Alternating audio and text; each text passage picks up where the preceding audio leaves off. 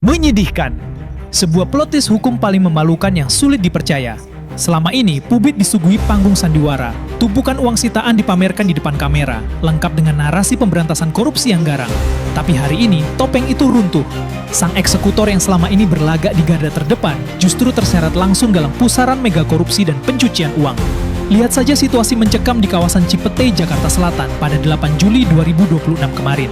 Sebuah bangunan bekas restoran Prancis yang diduga milik Jampitsus Febri Adriansyah langsung dikepung dan digeledah total. Ini adalah awal pembongkaran skandal pemenuhan pasokan batubara PLTU sejak 2018 hingga 2026. Jika dugaan ini benar-benar diproses, tidak boleh ada perlakuan khusus. Hukum harus bekerja sama galaknya kepada siapapun, tanpa memandang seragam, jabatan maupun kekuasaan institusi. Kepercayaan rakyat tidak bisa dibeli dengan sekedar pamer uang tangkapan di atas meja, melainkan dari keberanian mengusut tuntas perkara ini secara transparan dan tanpa pandang bulu. Gila. Penggeledahan di rumah Jampitsus Febri Adriansyah kawasan Sentul menghasilkan temuan baru. Satu brankas raksasa kembali ditemukan dan isinya benar-benar di luar nalar. Brankas dibuka paksa. Di dalamnya, petugas menemukan koper-koper warna-warni. Saat satu persatu dibongkar, emas batangan melimpah di dalamnya. Bukan satu atau dua tapi tumpukan emas murni. Pertanyaan publik, dari mana emas sebanyak ini? Apakah ini hasil korupsi perbankan dan batu bara yang diduga melibatkan pejabat tinggi? Kenapa disimpan di rumah pribadi, bukan di kas negara? Selain emas, ternyata di dalam koper juga ada ratusan dolar Amerika dan Singapura. Jika dihitung total, bisa capai triliunan hartanya. Ingat, sebelumnya, di Cafe The Clan Signature, sudah ditemukan uang ratusan miliar dengan pecahan ratusan dolar Amerika dan Singapura di dalam brankas. Kini emas batangan di rumah sang jaksa. Pola yang sama, uang tunai dan logam mulia yang disembunyikan. Rakyat marah, jangan ada yang dilindungi. Kita kawal kasus ini sampai tuntas. Siapa pemilik emas ini? Apa komentar kalian?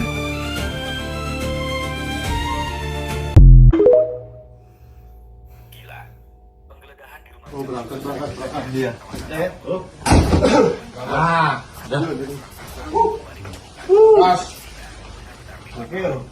Janggal sih, gue pikir emas batangan, dolar Singapura, dolar Amerika itu cuman ada di film-film mafia. Sekarang ada di rumah Febri Adriansyah Jampitsus. Ini baru kasus korupsi yang bener. Ada buktinya, kelihatan di mata masyarakat itu ada buktinya uang, ada buktinya emas. Bukan kayak kasus-kasus sebelumnya yang ditangani sama Febri Adriansyah Jampitsus ini. Cuma narasi doang, Febri Adriansyah merugikan negara ratusan triliun tapi uangnya nggak ada. Nadiem Makarim, Tom Lembong, Ira Puspadewi, Yongki, Rifasiaan merugikan negara tapi uangnya nggak ada, nggak masuk ke dalam kantongnya. Nah ini ada.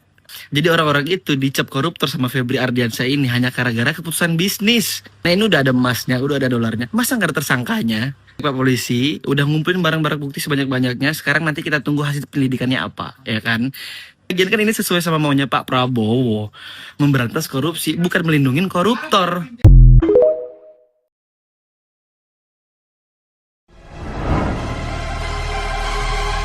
Di Indonesia, ada satu orang yang kalau turun tangan, duit triliunan bisa balik ke negara. Namanya Jampitsus Febri Adriansyah. Track recordnya ngeri. Kasus Jiwasraya beres, Asabri kelar, mafia migas, timah, sampai kasus kredit fiktif bank plat merah udah masuk list yang dia usut. Tapi OTT 11 triliun rupiah dari Wilmar Group yang paling membanggakan. Ibaratnya itu kayak nyelamatin gaji UMR seluruh Indonesia selama berbulan-bulan. Dengan gebrakan segede itu, wajar sih kalau ada yang respect, tapi juga ada yang nyari celah buat ngejatuhin. Namanya juga, kalau mainnya bersih, yang kotor pasti risih.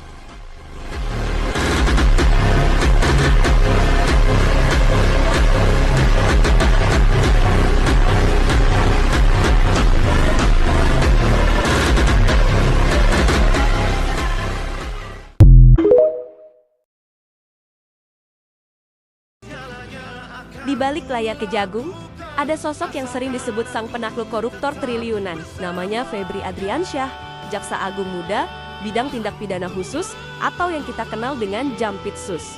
Sejak menjabat sederet kasus besar berhasil ia bongkar, dari Jiwasraya, Asabri, Duta Palma, Garuda Indonesia, Pertamina, hingga skandal timah yang bikin negara rugi 300 triliun rupiah. Tapi di balik itu, ada kerja keras, keberanian, dan integritas seorang jaksa karir. Febri bukan orang instan. Dari awal karir di Kejaksaan Negeri Sungai Penuh, pindah-pindah daerah, hingga akhirnya dipercaya memimpin di Kejati NTT, Kejati DKI Jakarta, sampai sekarang di Kejagung. Buat sebagian orang, dia adalah simbol ketegasan hukum. Buat aktivis anti korupsi, dia disebut layak jadi jaksa agung berikutnya.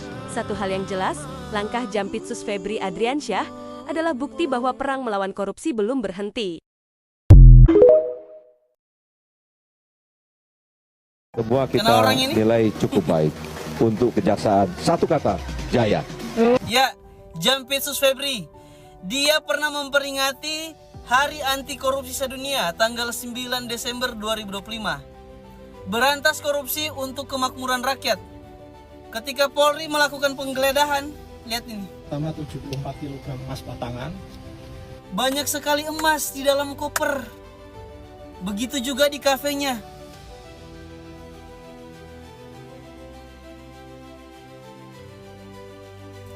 Banyak uang dolar. Dan herannya rumahnya dikawal sama TNI coba. Bukannya lagi jaga kopdes ya? Mari kita kawal kasus ini sampai selesai. Jangan biarkan Jampitsus Febri Adriansyah ini lolos. Kita adili seadil-adilnya.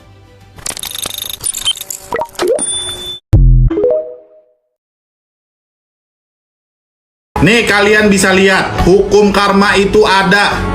Dia yang suka mengkriminalisasi orang, sekarang kena batunya juga.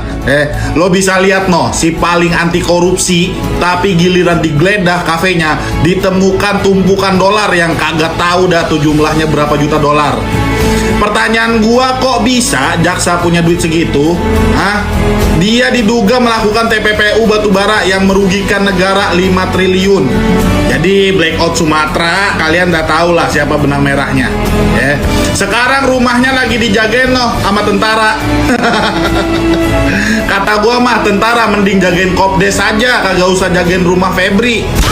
Biarin aja tuh orang ditangkep, diadili, kagak usah dilindungin.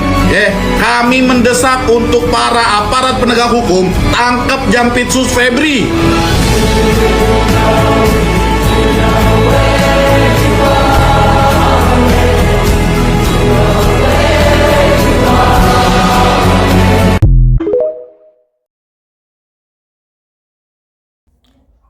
Korps Pemberantasan Tindak Pidana Korupsi Polri menetapkan 2 orang tersangka dalam 3 kasus dugaan korupsi, yakni batubara, Asabri, dan Krakatau Steel. Salah satu tersangka adalah mantan Jampitsus Febri Adriansyah.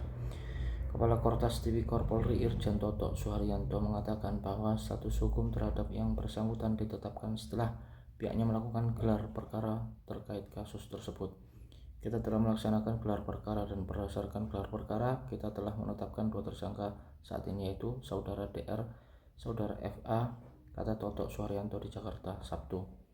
Tersangka pertama berinisial DR diduga melakukan tindak pidana pencucian uang yang berasal dari tindak pidana korupsi. Kita telah kenakan pasal 4 dan atau pasal 5 jungto pasal 10 Undang-Undang Nomor 8 Tahun 2010 atau pasal 607 ayat 1 huruf B dan huruf C di KUHP yang baru, ujar Toto Suharyanto. Sementara itu Febri Adriansyah juga diduga terjerat korupsi dan pencucian uang dalam proses penanganan kasus salah satu perusahaan badan usaha milik negara BUMN di bidang asuransi jiwa. FA dalam perkara dugaan tindak pidana korupsi dan atau tindak pidana pencucian uang dalam proses penanganan hukum oleh pengendalian penanganan perkara dalam perkara PT Asuransi Jiwasraya dan atau tindak pidana korupsi lainnya, jelas Toto.